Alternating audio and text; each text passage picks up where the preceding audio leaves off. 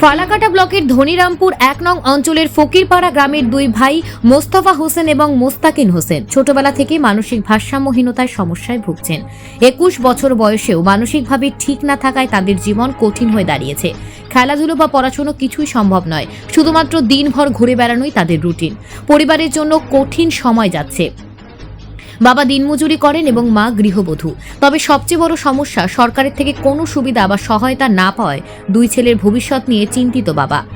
অনেকবার প্রতিবন্ধী শংসাপত্রের জন্য আবেদন করা হয়েছে, কিন্তু এখনো কোনো সমাধান পাওয়া যায়নি। যদি শংসাপত্র পাওয়া যেত তবে কিছুটা হলেও হয়তো তাদের ভবিষ্যৎ সুন্দর হতে পারত।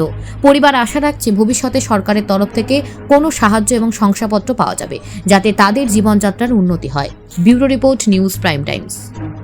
দিনের কাজ করবে মুস্তাকিন চেন চেন চেন আমার নাম হলো মুস্তাকিন আমি কোনো পাই না আসবে ফকির পড়া পড়া পড়া দাঁড়িয়ে আসবে কারবে নসবে কারবে আসবে নসবে ইয়া আসবে গাড়িকে চলো চলো চলো মুস্তাকিন চেন চেন চেন